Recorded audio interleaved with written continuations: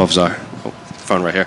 Obviously, we were supposed to see you back in October before Aljamain, pulled out, and they pushed this to December. So I guess during that time, has it just been frustrating to kind of pause and then having to restart and peak again, or just how's fight camp been since it's been so long? So he's pulled out like 2 weeks before the fight, and I didn't cut my weight.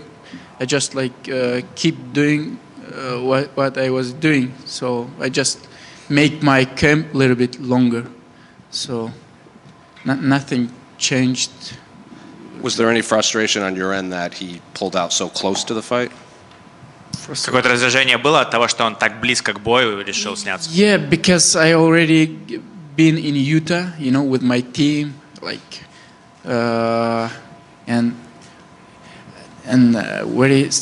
first day I knew that he's pull out. That made me a little bit nervous. But it's MMA, and someone can pull out, or someone get the injury, or something happen.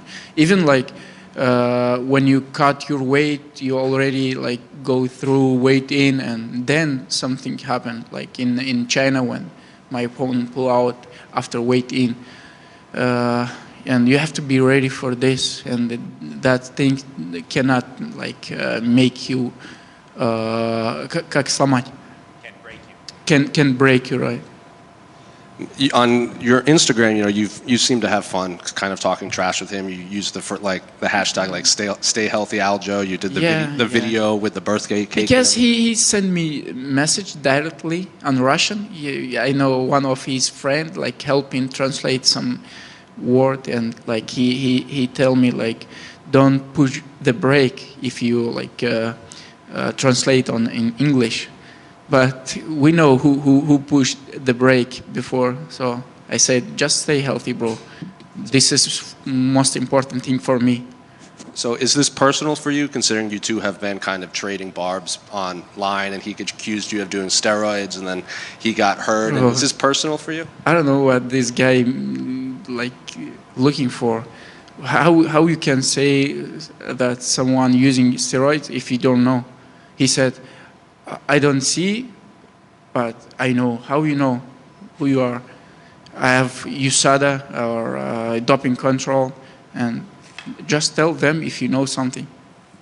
And he seems annoyed that he was on the prelims. You tweeted that you didn't really care when you fought it earlier. You kind of like it I too. think we're in prelims because of him.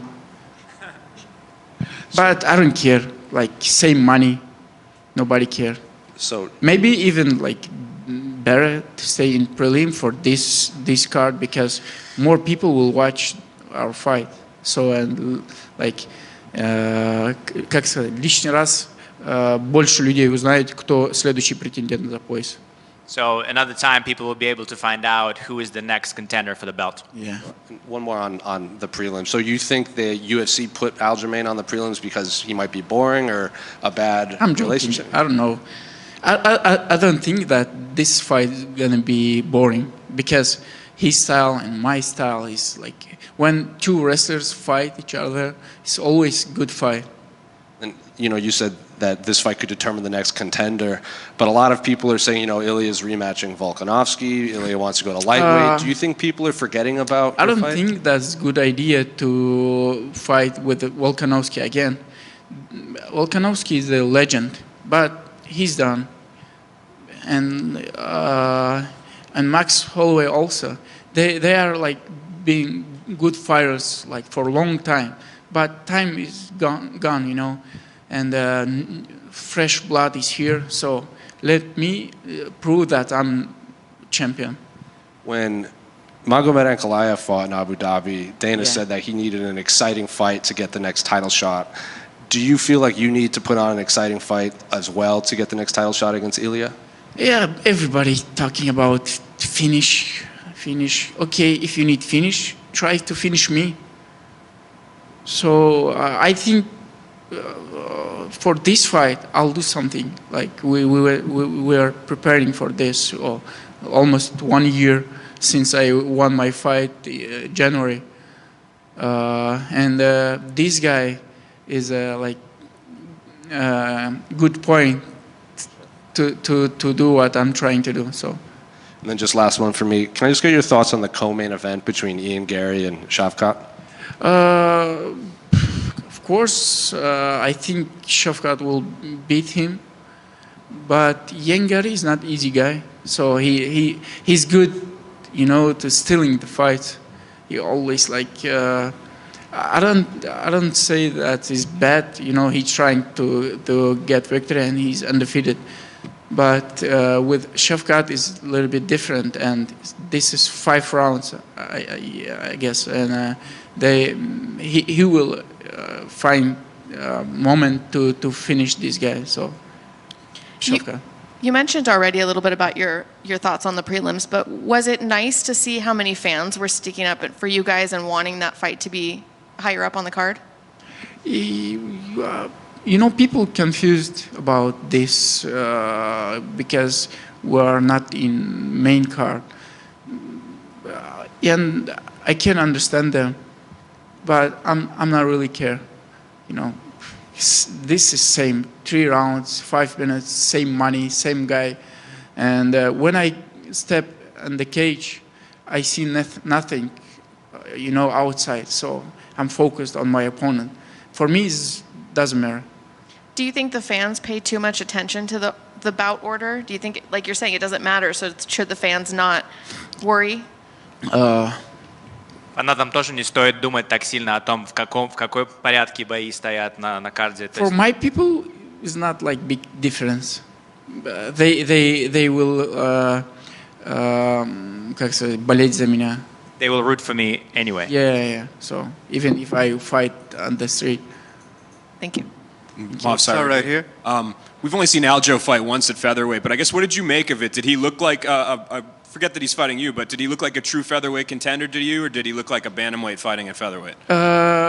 He showed good fight with a cutter, but cutter after big rehabilitation after his injury, and he's good guy to fight when you moved up, because he's a striker and it's easier for wrestlers, and he just take him down and hold him there for 3 rounds. I don't think that anyone can do it against me, so it's gonna be not easy for him to see that power in featherweight after bantamweight. Thanks. Movsar, when Aljo pulled out in October, you had tweeted at Diego Lopez, hey, you got 2.5 weeks to step up and be ready. Yeah. How serious were you about potentially having that rematch? When first time he fought with me, he have nothing and nothing to lose. And of course, it's good point to sign with UFC, even if you know that you will lose. But this kid showed good fight against me, and I also was in a short notice. But now, after his couple victories, when I called him, he has something to lose, and he knows if he lose again against me, and people will know that he never will be champion. So that's why. And I saw him a couple days ago when I came to Vegas, and I asked him, bro, when is your fight? He said, I don't know. I said, let's fight. He said, okay, March. But sometimes you're ready to fight for 4 hours short notice, for 5 days or something like that. But with me, it's a little bit different. Movsar, one final one. Okay. You've obviously still been winning. He is still winning. Do you feel like eventually you two will find each other again? Yeah, like I said, I was waiting for this fight almost a year. So if they don't let me fight for the title, please give me someone in 2 months after this fight, because I have to my time is, I'm already 30 years old, so I need to fight often, because last couple of years I fight really Not often. Yeah, not often. So I need more fights, because more fights, and your time will gone, and so it's good for my career. Him, Volkanovski, Holloway, doesn't matter. Anyone before they let me fight for the title. Thank you. Movsar, you're one of 3 former M1 Global champions on this card. Shavkat Rakhmonov and Nate Landwehr also were former champs. How strong is M1 Global, and how big of a role did it play in your development? Yeah, from M1 Global, we have a lot of good fighters in UFC. I think it's more. Let me think. Good fighters is everywhere, right? And being champion in like some division is like champion mindset, you know. And this has helped you anywhere where you're fighting.